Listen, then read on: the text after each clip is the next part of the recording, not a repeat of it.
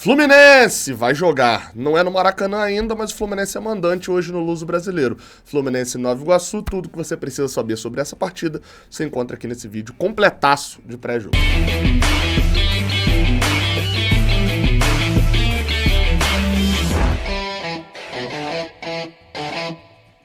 Seja bem-vindo, você guerreiro de todo o Brasil, de todo mundo. Aqui é o canal Raiz Tricolor, eu sou Gabriel Amaral, sou jornalista, sou tricolor. Hoje tem Fluminense Nova Iguaçu, jogo às 6h10. Eu vi a gente achando estranho, falando 6h10, por que não marca 6 horas, 6h30? Eu sou de uma época, olha só, hein, acabei de ganhar mais 30 anos aqui quando eu falando essa frase. Eu sou de uma época, mas ali em 2006, 2007, 2008, o Brasileirão, a rodada clássica do Brasileirão era 4 da tarde, né, o jogo da Globo, etc. E a rodada do domingo era 6h10, que era aquele tradicional tempinho pra acabar os jogos das 4 e emendar nos jogos das 6. Você lembra dessa época? Não era 6h30, igual hoje em dia tem horário em tudo quanto é coisa, mas era 6h10, era o horário tradicionalzinho ali, então não me estranha muito esse 6h10 não. O jogo tem transmissão em vídeo aí também pela TV Band, né, o horário ali da Band para transmitir 2 jogos em sequência, mas o Jornada KTO 1902, né, com a transmissão aqui no Raiz Tricolor, vai estar direto do Estádio Luso Brasileiro, equipe completa hoje, com repórter, com tudo, diretamente lá do Estádio Luso Brasileiro. Então o Fluminense vai jogar e a gente vai atrás. A partir de 4h40, famoso 1h30 antes do jogo, a gente já tá ao vivo com toda a cobertura do Fluminense por lá, beleza? E vamos direto depois pós-jogo e tal. O jogo de número 13 entre Fluminense e Nova Iguaçu, lavada, né, completa, 10 vitórias, 1 empate, só 1 derrota. Curiosidade, ano passado, vitória com golaço de Lima. Ano retrasado, vitória com um golaço de André, assistência boa do Luiz Henrique, chutaço de fora da área do André. E no ano anterior, um 3x1 com um golaço antológico, daqueles de memória mesmo, você vai lembrar do Kaique. Ou seja, quem fará o golaço de hoje? Coloca aqui embaixo no chat. Bem, vamos lá, tá? Falando do jogo de hoje, cara, a gente precisa, acho que é a primeira vez que a gente precisa mostrar aqui e falar de tabela do Campeonato Carioca. Isso porque o Campeonato Carioca vai se desenhando de uma maneira onde os times grandes devem fazer a semifinal. Isso vai ali aparentando que vai rolar. Tá aparentando que vai rolar. Vocês estão vendo aí a tabela? O Botafogo tá na liderança com 9 pontos, perdeu um jogo, mas ganhou do Sampaio Corrêa nesse sábado, né? Então o Botafogo tem um tropeço só até agora no Campeonato Carioca, que foi a derrota pro Boa Vista. O segundo é o Vasco, que joga hoje, inclusive, um jogo ali contra o Bangu, Lanterna Bangu, e Nova Iguaçu e Fluminense que se enfrentam. O Flamengo só vai aparecer em 7º, porque empatou com a Portuguesa fora de casa, né? O jogo lá na Arena das Dunas, lá em Natal, é em casa, né? O Flamengo tá jogando tudo em casa, pro Flamengo tudo é liberado. E você pode até falar, pô, mas o Flamengo tá aqui embaixo. O Flamengo tem um jogo a menos contra o Volta Redonda do Felipe Maestro, que até agora não mostrou nada. Vamos ver se mostra hoje contra o Madureira. E quando jogar com o time principal, provavelmente vai conquistar pontos a fim de chegar aqui no G4. O que tá importando nesse momento é chegar na frente.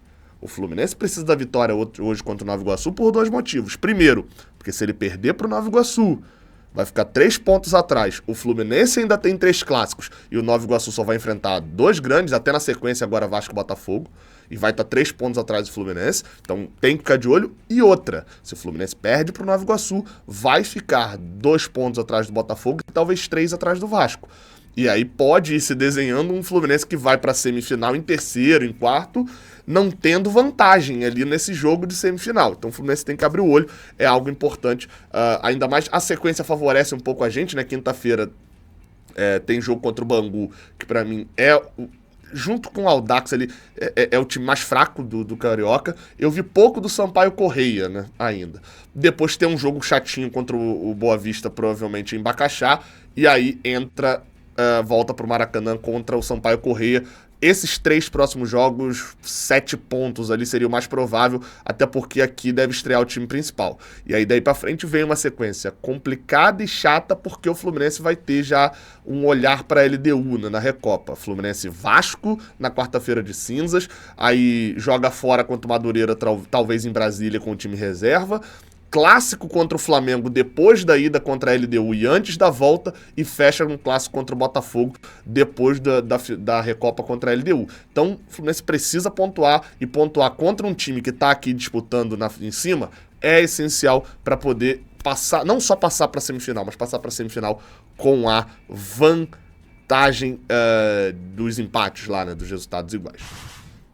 Bola em campo, cara, vamos falar, eu tenho estudado bastante, cara, para esses jogos, né, porque é muito difícil você encontrar conteúdo sobre as equipes que o Fluminense está enfrentando, assim. Então, e até o próprio Fluminense mesmo não tá tão simples assim, porque são jogadores que a gente não tem muito histórico.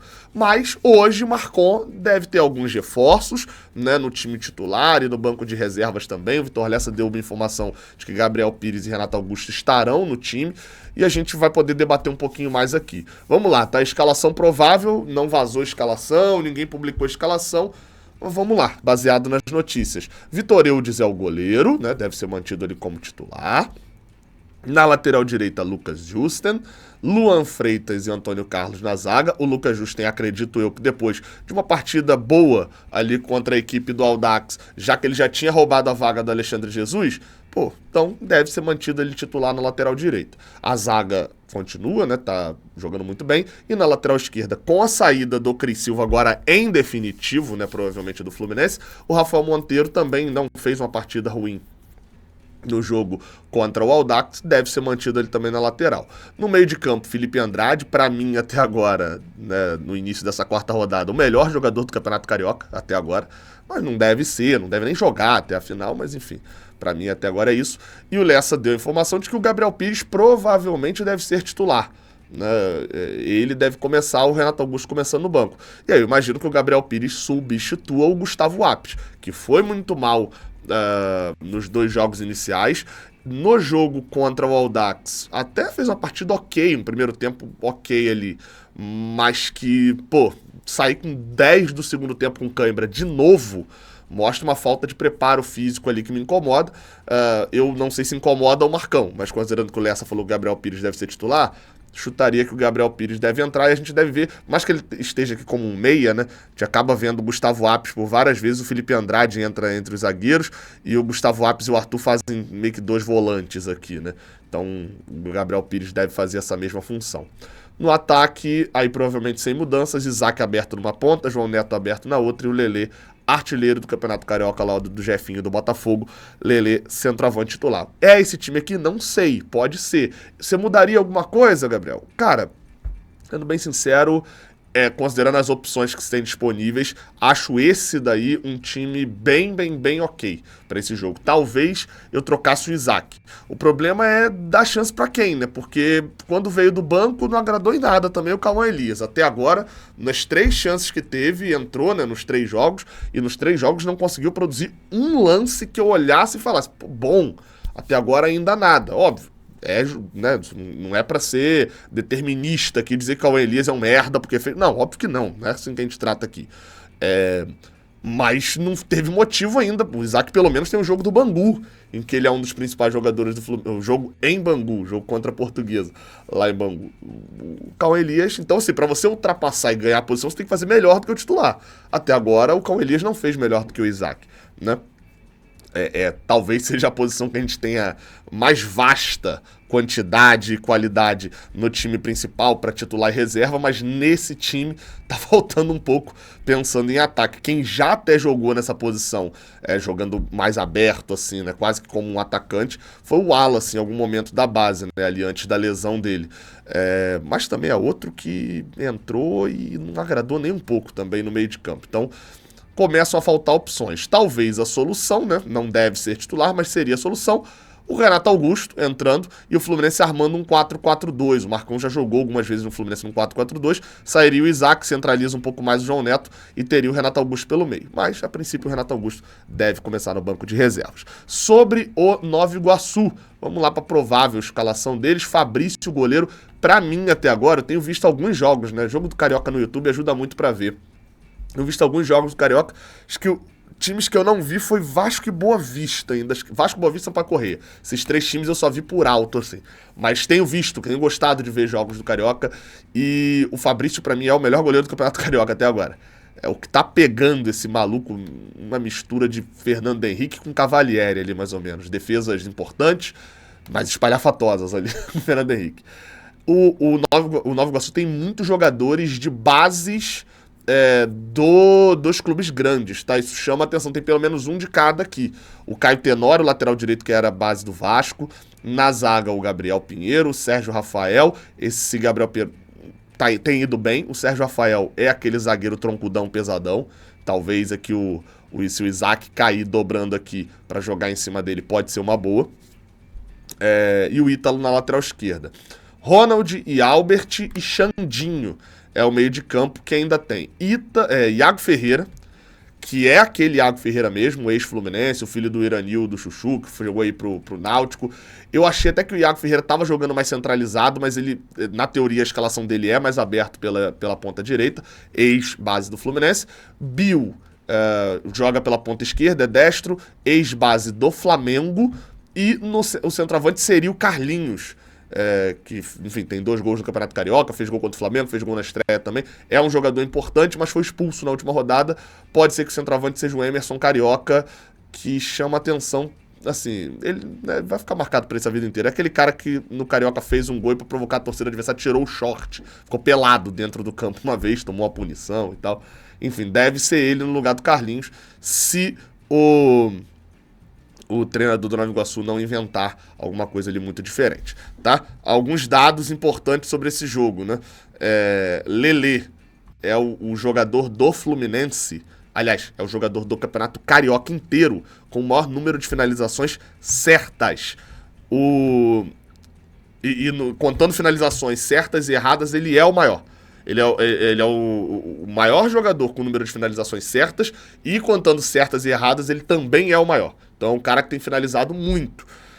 Já o Isaac é o jogador disparado, o jogador que mais vezes perde a posse de bola. São 28 perdas de posse de bola em 3 jogos. Isaac, vou ficar chamando disso até porque fez uma partida boa, mas quem quiser aí chamar de cemitério de jogadas, tá quase isso. Lele é o segundo jogador com mais faltas cometidas do Campeonato Carioca inteiro, com 11 faltas. E o Fluminense é o time que mais desarma, são 12 desarmes por jogo. Entre os grandes, pensando em bola no pé, é o que menos tem ficado com a posse de bola. Tá aí a característica do dinizismo no desarme, principalmente com os jogadores da frente e tal, parando a jogada com falta, enfim, não deixando tomar muito contra-ataque. Mas na posse de bola, entre os grandes, o Fluminense é o que menos tem. O Vasco tem 59%, acho que é o que mais tem, os 60% de média. O Fluminense tem 52% de média. E uma curiosidade aleatória aqui agora, tá? Não teve nenhum impedimento ainda do Fluminense no Campeonato Carioca inteiro. Nenhum impedimento do Fluminense foi marcado ainda. Olha só, KTO tá aqui com a gente também. Digita aí kto.com, faz teu cadastro lá usando o cupom JORNADA. Eu vou falar que as 4 apostas que eu fiz para esse jogo, e aí, enfim, você vai lá e se quiser repetir, pode repetir, tá? Eu fiz 4 apostas. Normalmente eu boto R$10 ali, né? Botei o Fluminense ganhando com menos de 3 gols e meio, tá? Uma odd 2.10, achei interessante. Ou seja, o Fluminense vai ganhar o jogo e não vai ter 4 gols no jogo. Achei uma odd 2.10 bem boa. Os jogos do Fluminense têm sido com poucos gols, o marconismo tá em ação. Botei R$10 num gol do Isaac a qualquer momento, vocês vão entender o porquê. Tá 4.75. Porque eu também botei R$10 num gol do Lelê a qualquer momento. E tá 2,87. Porque assim, eu olho pra esse time do Fluminense e até agora ninguém mais fez gol. Eu não sei quem exatamente vai fazer gol nesse time do Fluminense, mas eu chutaria que o Lelê faz. E botei aqui R$10 no Lelê fazendo o primeiro gol do jogo que tá 5,5. Vamos lá, né? Se sai um gol do Lelê e logo depois um gol do Isaac e acaba por aí, o Fluminense ganha o jogo, eu ganho uma bolada aqui só apostando de 10 em 10. Vai lá na KTO, usa o cupom JORNADA e faz teu cadastro que você ganha 20% de bônus. Vamos lá, cara, a arbitragem da partida será feita hoje sim. Agora tá certo, tá? Pode confiar. Wagner do Nascimento Magalhães. Você conhece esse rosto, você já xingou esse cara, você já ficou puto com ele, você talvez até xingue na hora que apareceu aqui. Desculpa, não tem como eu tapar. Wagner do Nascimento Magalhães, possivelmente um dos árbitros hoje com mais experientes e com mais moral na FERJ. Talvez seja o segundo árbitro com mais moral na FERJ hoje, atrás do Bruno Arleu de Araújo.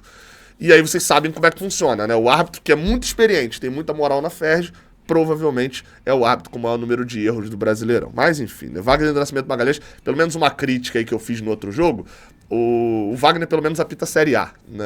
O árbitro do outro jogo, que nem foi tão ruim assim, mas o árbitro do outro jogo, a arbitragem do Rio de Janeiro é um cocô, né? No cenário geral, assim, no cenário nacional, a arbitragem do Rio de Janeiro é muito ruim, num cenário nacional que já não é um cenário bom.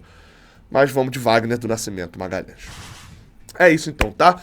Pré-jogo completão, hein? Pô, tenho estudado bastante os times pequenos, tenho tentado ali trazer bastante informação aqui pra vocês, não só dos times pequenos, mas também do Fluminense, né? Falando um pouquinho de tática, falando um pouquinho dos jogadores, pra você ir assistir o jogo, pô, tendo ali algum conhecimento, pelo menos, né? Pré-jogo, eu falo aqui na abertura e é a realidade. Tudo que você precisa saber pra assistir esse Fluminense Nova Iguaçu, eu quero te colocar aqui, quero colocar aqui como informação. Enfim, então, espero que você tenha gostado. Tamo junto, até a próxima. Valeu!